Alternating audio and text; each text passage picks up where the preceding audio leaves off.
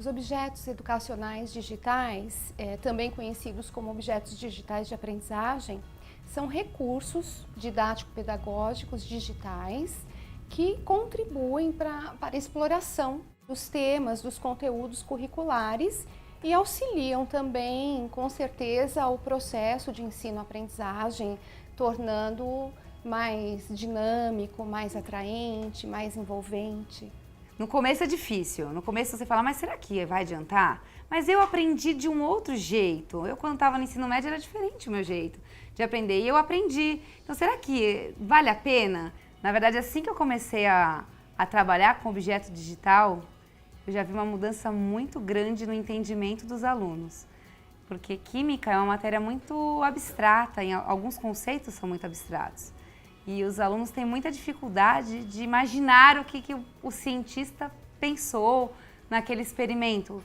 E aí, quando você visualiza um vídeo, uma animação, alguma coisa, um objeto digital, é bem mais fácil para eles entenderem. Livro físico, livro impresso, contém ali todas as informações, ilustrações, né, todas as imagens, mas ele é um objeto que traz, de certa forma, alguns limites.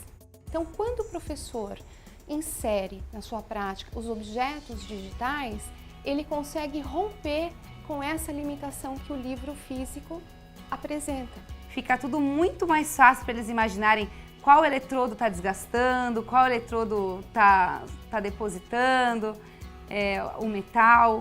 Então, a animação ajudou demais eles a entenderem. Até porque os alunos, os adolescentes hoje em dia, eles são totalmente da área digital, né? Eles dominam muitas vezes essa parte mais do que nós professores. Então, eu acho que é trazer esse mundo deles para a gente, para a aula, para eles não ficarem desinteressados, porque é o único jeito, hoje em dia, de você atrair um aluno é mostrando uma coisa que ele goste. A utilização do objeto digital, quem define é o professor. Alguns objetos são mais propícios para algumas situações, para alguns momentos, outros objetos para outros momentos. Alguns assuntos eu já vou direto primeiro mostrando um vídeo para tentar puxar deles o que eles imaginam que seja e tentar obter o conceito a partir de uma ideia que eles estão vendo no vídeo. Então ele pode conversar com os alunos, né? Levantar aquilo que esses alunos já sabem, né? A gente chama de ativação de conhecimento prévio. E em seguida, ele pode, por exemplo, utilizar um objeto digital para que os alunos possam confirmar ou não hipóteses que eles levantaram, né? Sobre aquele determinado tema. Eu não descarto nenhum dos dois. Alguns momentos você tem que utilizar a parte escrita, a parte de livro impresso, e outros momentos eu acho que é importante só a animação, o vídeo. Então os dois têm que estar sempre juntos. Os objetos educacionais digitais estão agrupados basicamente em 4 categorias. Nós temos os simuladores, os audiovisuais, os infográficos e os jogos educativos eletrônicos.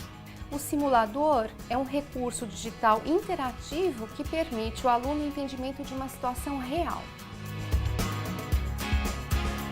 Então, o audiovisual é o objeto que combina imagem e som, é o caso dos filmes, das entrevistas, das animações, por exemplo. O infográfico é um recurso gráfico que utiliza elementos tanto textuais quanto visuais, como por exemplo gráficos, mapas, ilustrações, fotos, né? Para quê? Para explicar algum assunto ao aluno, podendo, nesse caso, ser animado ou não.